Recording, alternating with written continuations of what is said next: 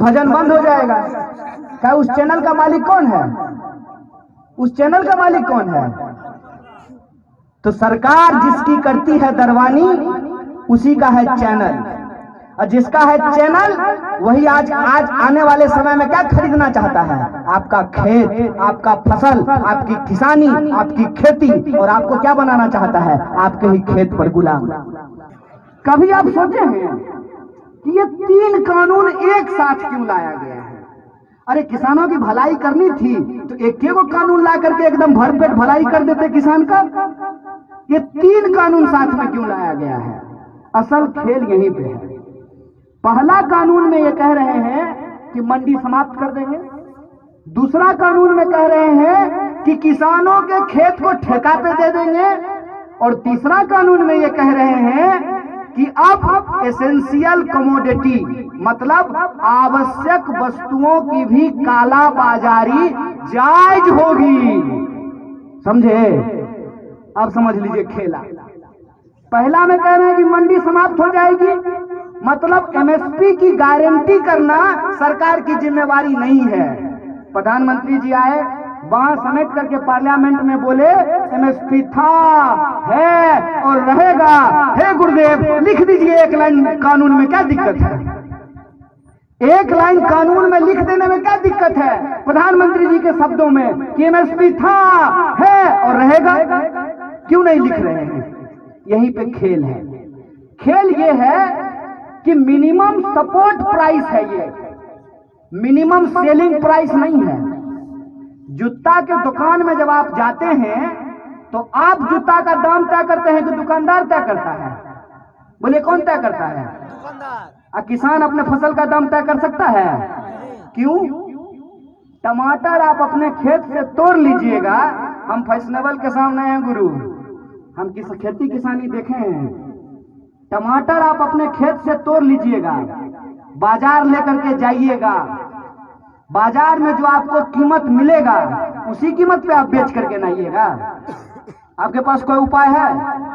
टमाटर को कितना दिन आप घर में रख सकते हैं? टमाटर जो है काला धन तो नहीं है कि उसको गद्दा के नीचे रख देंगे 4-5 साल के लिए, नहीं रख सकते हैं ना। तो टमाटर का दाम हम नहीं तय करेंगे। टमाटर का दाम कौन तय करेगा? खरीदने वाला तय करेगा।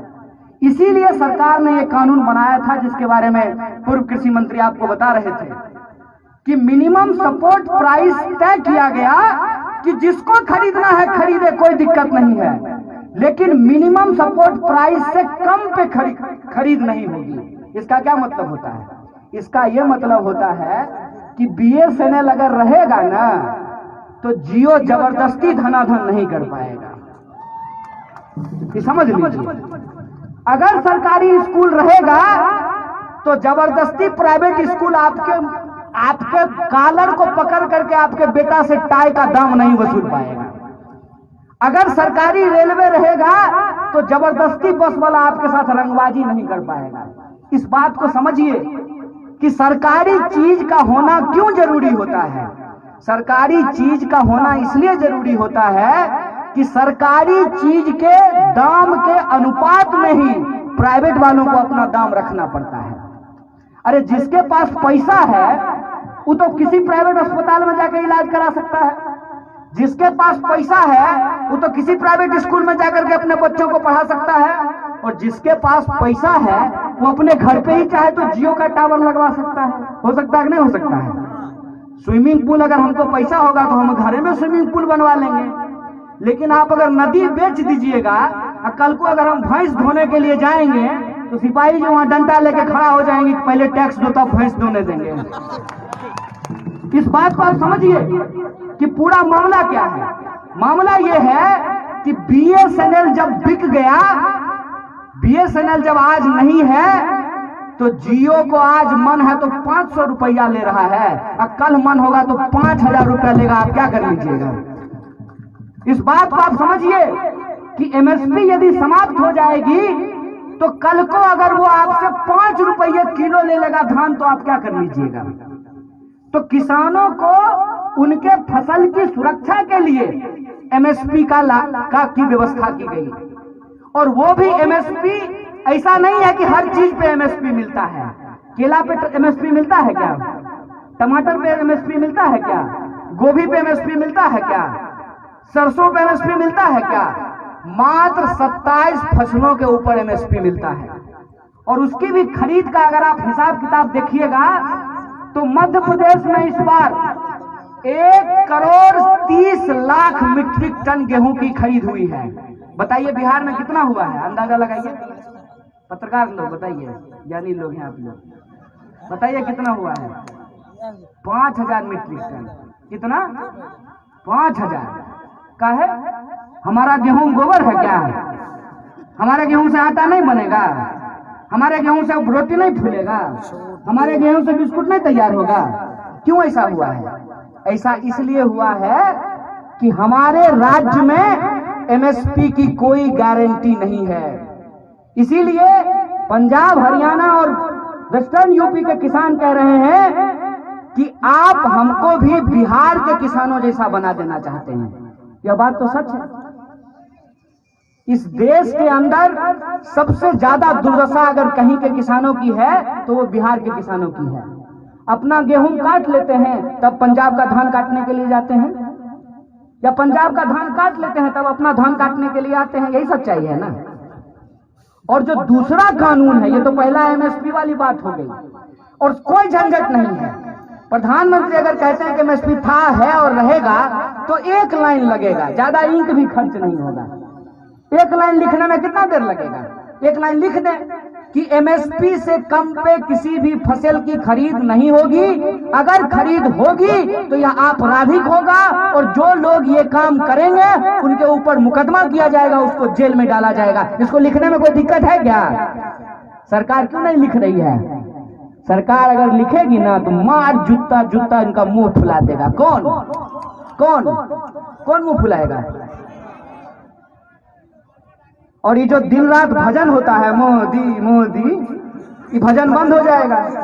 क्या उस चैनल का मालिक कौन है? उस चैनल का मालिक कौन है? तो सरकार जिसकी करती है दरवानी उसी का है चैनल, और जिसका है चैनल वही आज आने वाले समय में क्या खरीदना चाहता है? आपका खेत, आपका फसल, आपकी किसानी, आपकी खेती, और आपको क्या बनाना चाहता है? आपके ही खेत पर गुलाम। और ये बात मैं क्यों कह रहा हूं?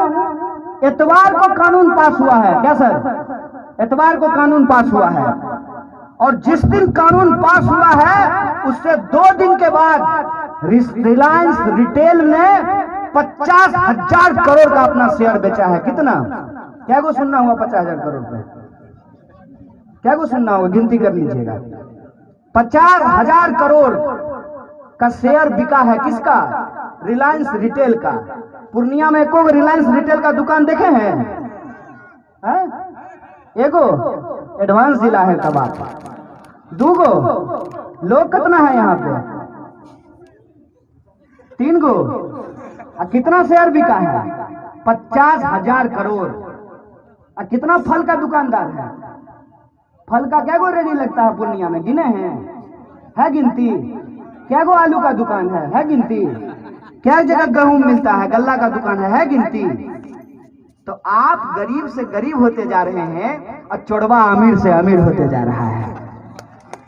और ये हमको समझ में नहीं आए, इसीलिए शाम को टीवी पे बैठ करके एगो टोपी पहन लेगा, एगो तिलक लगा लेगा, मोर तलवार निकालेगा टीवी पे, नकली बॉक्सिंग करेगा वहां पे।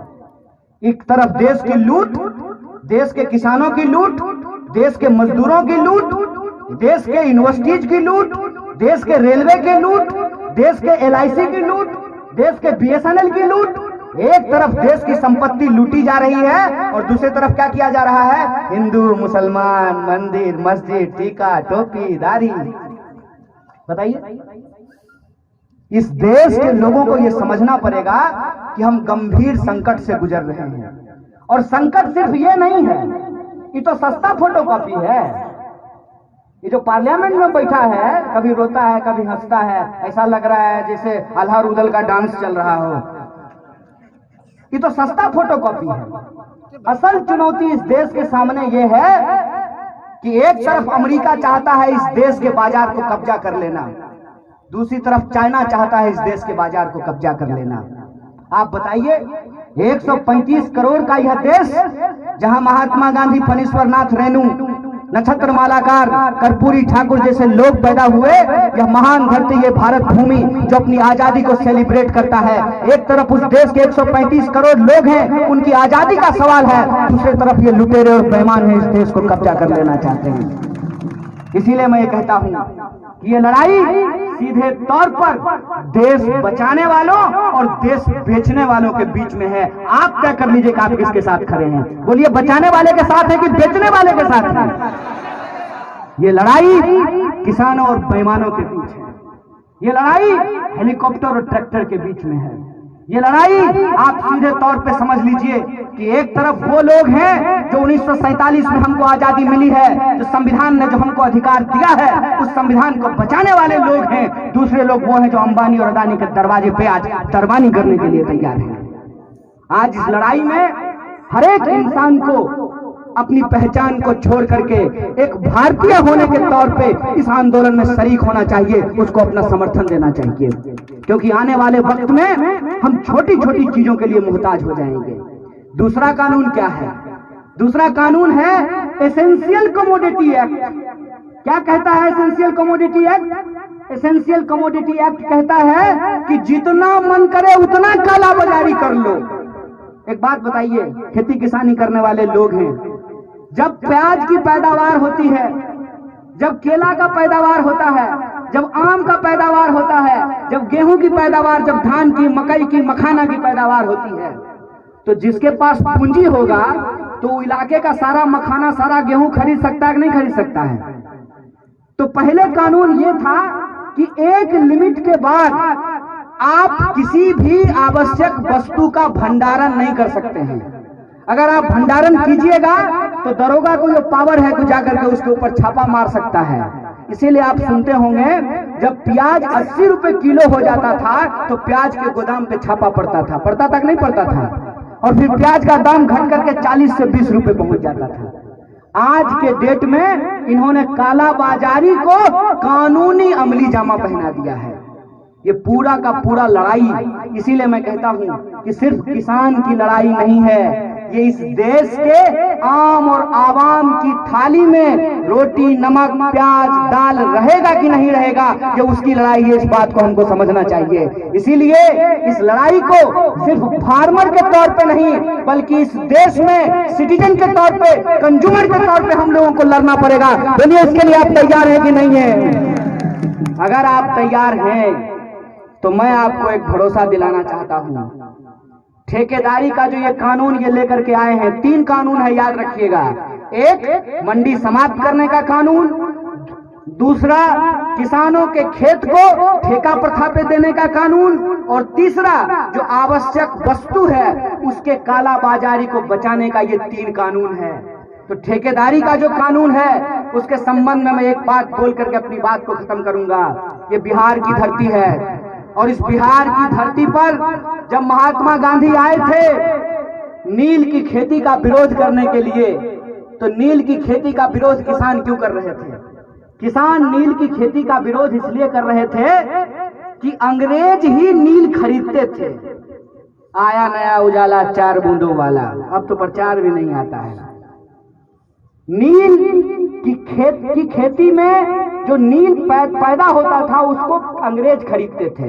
अब आप मुझे बताइए कि हम अपने खेत में नील उगा लिए हैं और अंग्रेज अफसर कहेगा कि हम तुमको 1 रुपया देंगे, तो हम उस नील का क्या करेंगे? नील खा सकते हैं क्या? नील खा तो नहीं सकते हैं, तो हमको मजबूरी में 1 रुपया में ही अंग्रेज को बेचना पड़ेगा।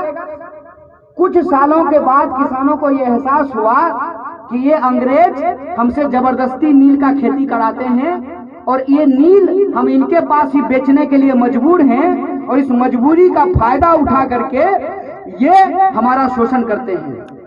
तो चंपारण के इलाकों में किसानों ने ये तय किया कि हम नील की खेती अपने खेत पे करना बंद कर देंगे। तो अंग्रेजों ने कहा कि तुमको नील की खेती अपने खेत पे करनी ही होगी। किसानों ने कहा कि हम नील की खेती नहीं करेंगे। नील अगर तुम नहीं लेते हो तो हम और किसी के पास बेच नहीं सकते हैं, लेकिन अगर अपने खेत पे हम धान उगाएंगे तो तुम अगर हमारा धान नहीं लोगे तो हम चूड़ा कूट करके खा लेंगे, हम चावल बना करके खा लेंगे। ये फर्क आप समझिए। यह जो ठेकेदारी का कानून है, जिस कंपनी के साथ आप करार कीजिएगा, मान लीजिए आप खस की खेती शुरू करते हैं, आप पिपरमेंट की खेती शुरू करते हैं, आप स्ट्रॉबेरी की खेती शुरू करते हैं, तो वो कंपनी ये बता करके कि आपका प्रोडक्ट जो है वो हमारे स्टैंडर्ड के हिसाब से नहीं है, आपका प्रोडक्ट हमारे स्टैंडर्ड के हिसाब से नहीं है और आपका सामान नहीं लेगा, तो आप बोलिए आप किसके पास बेचने के लिए जाएंगे? तो मजबूरी में कम दाम पे आपको उसी कंपनी को अपना सामान आपको बेचना पड़ेगा। उस नील की खेती के खिलाफ, उस ठेकेदारी के खिलाफ गांधी जी ने अलख जगाया था, और उस आंदोलन का नतीजा देखिए कि 47 आते आते अंग्रेजों को भारत छोड़ करके जाना पड़ा। यह बात मैं आपको सिर्फ याद दिलाने के लिए आया हूं कि यह बिहार की धरती है। जितना दिल्ली में हंगामा होना है हो जाने दीजिए, जब तक आंदोलन की अलग पूर्णिया और पटना से नहीं होगी तब तक मोदी का कुछ होने वाला नहीं है। इसीलिए मैं आपसे कहता हूं कि अगर इस लुटेरी सरकार को आप बदलना चाहते हैं तो आंदोलन की आगाज उत्तर प्रदेश के पूर्वी इलाकों से और बिहार की धरती से हमको करना पड़ेगा, तभी हम इस सरकार को उखाड़ करके फेंक सकते हैं। किसानों और मजदूरों के हक और अधिकार के लिए जय जवान जय किसान और जय संविधान के संकल्प को पूरा करने के लिए इस लड़ाई को हम आगे बढ़ा सकते हैं। बोलिए, इस लड़ाई में, इस संकल्प में आप लोग एकजुट होने के लिए तैयार हैं कि नहीं है?